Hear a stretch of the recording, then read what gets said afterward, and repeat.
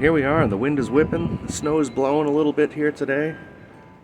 Wind chime is chiming along, but it's actually kind of fortuitous. It's been warm the last few days, but today it's cold, which is great because we are having problems with our refrigerator in the house. So perfect time to have some stuff out here, getting some free cooling on a nice winter day. All right, let's go inside and take a look.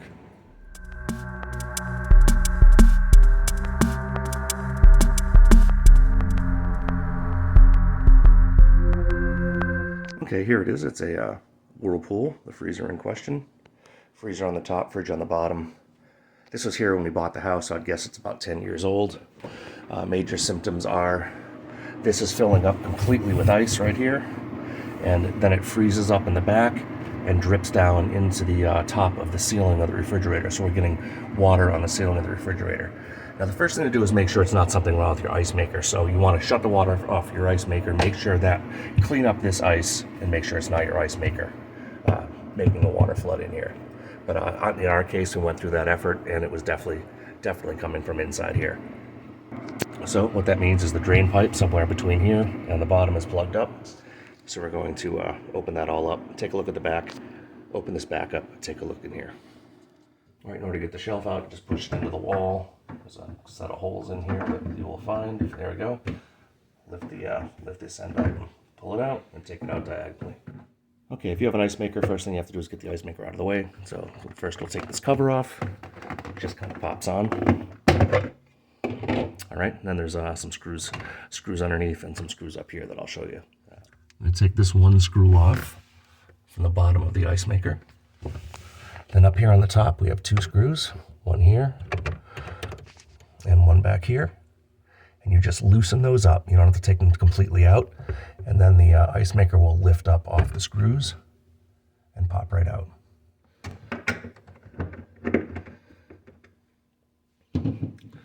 Okay, now that the screws are all loosened up, this thing just literally lifts out of the way.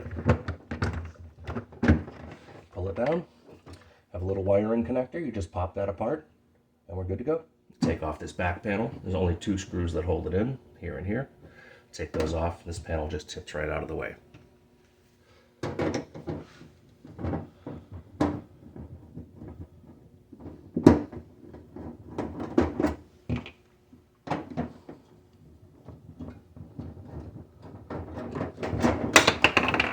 Alright, now we tip this forward, making sure not to snag our wire over here. We'll pop that through. And right here there's a ground clip. You got to be careful of. It's going to be connected to a wire. Right here, I'll pull it off. As you can see, it's just a little clamp. So that's the only thing you got to be careful of when you're taking it apart. Now that you have this open, these are your cooling fins. Be very careful. These are very, very sharp. So you don't want to run your knuckles across that by any means. Okay, here we go now. We've got the ice maker removed from over here. We have the back panel removed. And this is our drain pan down at the bottom. And this is the actual drain tube that runs down to the back. Let me get in here with the flashlight so you can see a little bit better. And that is what is frozen on this particular refrigerator.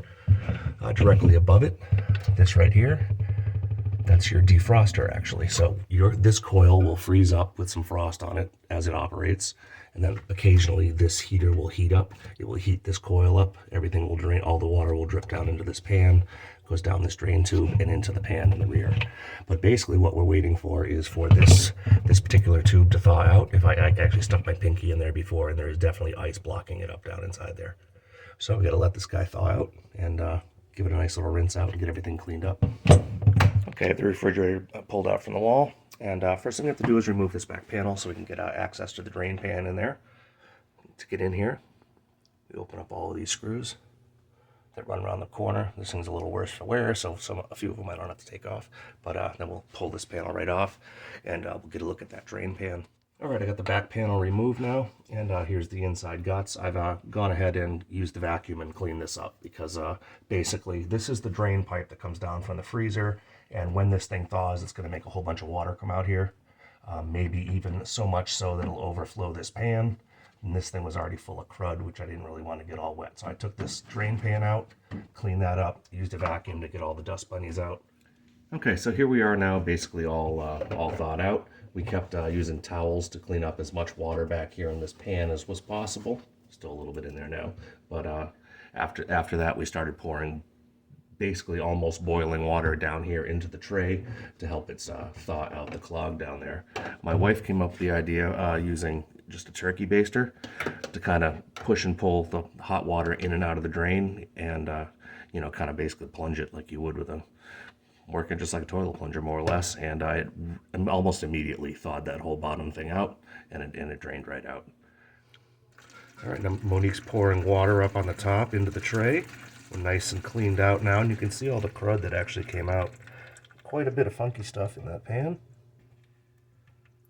So I would say we're officially unplugged. We'll let this thing finish dripping, clean out the tray, and start putting everything back together. Okay, now it's time to put the back panel back into place. And really the only thing you have to pay attention to, for the most part, is going to be the ice maker connection. There is this ground wire right here, which clips onto this little metal flange at the top of the opening.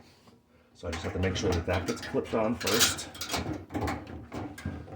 And as we stand this up, get this connector through the hole here. It should just stand right up. And there we go. And then there are 2 screws up here at the top that I'll have to put in, and we'll be all set. All right, now it's time to reinstall the ice maker. First thing I'm going to do is I'm going to put this little bracket on. This is the one that goes underneath the ice maker. Get that guy snugged up. Try not to bump the tripod here. There we go.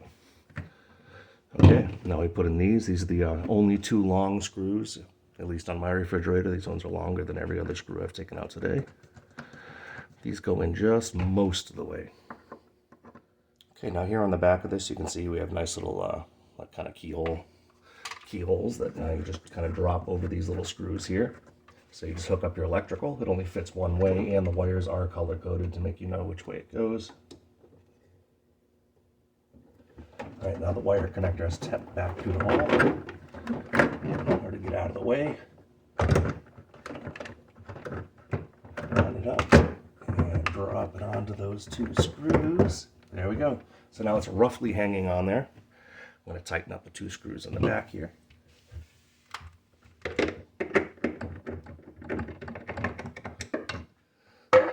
All right, so now we'll just put this cover back on. It just kind of snaps into place, and that's that.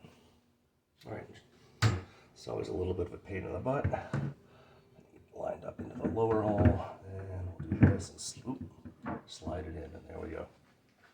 And then the last step is to take this sad looking guy and screw it back on. Unfortunately, that end is completely destroyed over time. And we'll get this thing all put back together. There we go. Our back panel is reinstalled as well as we can, all things considered. So it's time to plug this guy in and make sure it's working. All right, now that we're all done, it's time to take these coolers and bring them back inside. And like I said, we got really lucky to have a nice winter storm today. Keep everything a little bit below freezing so our food didn't go bad. Just very fortuitous. So time to drag these guys inside and get the freezer loaded back up.